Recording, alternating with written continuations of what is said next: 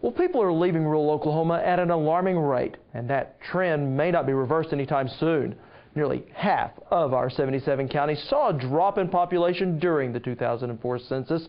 But as our Kathy Holsenbake shows us, a unique partnership could keep the towns alive and give their residents a place to hang their hat. Clint Ream is living his dream. He's fresh out of lineman school and following in the footsteps of the men he admired as a child. Alfalfa Electric is, it's home. It's the reason I went to school, so I could come back, and work at home, work for Alfalfa Electric. Clint Ream had been renting this World War II era home when the employer-assisted housing program came to Alfalfa Electric.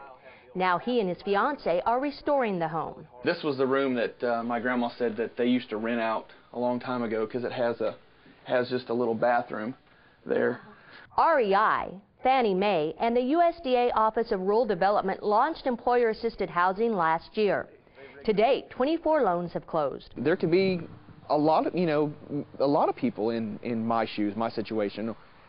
Just getting out of school, you're looking for a place to live. You want to buy a home, and but you don't have the money, for a down payment that you need, and this program gives you that.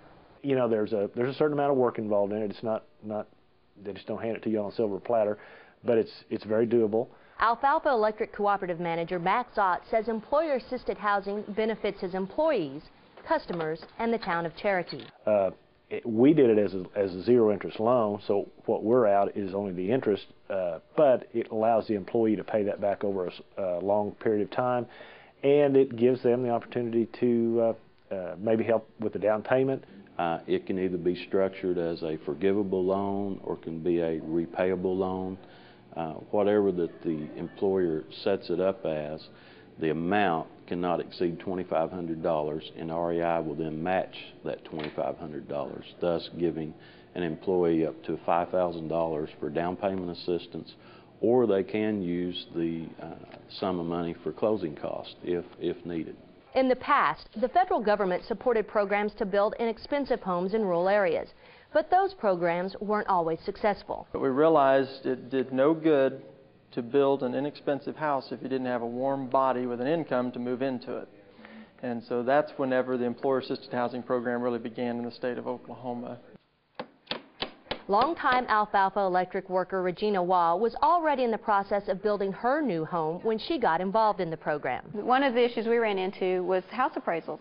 In rural Oklahoma, if you do build, not very many homes sell. So the appraisals of your homes are low anyway, no matter what the cost of the home is actually costing. So, anything that can promote things happening in rural Oklahoma, I think is going to be a bonus to our group. The way this benefits the rural parts of our state is it helps to establish an ownership society.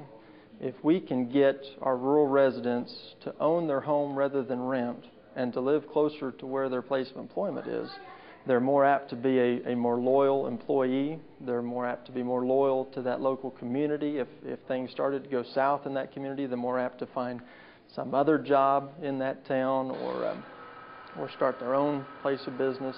And for people like Clint Ream, maybe a family and another lifetime of memories.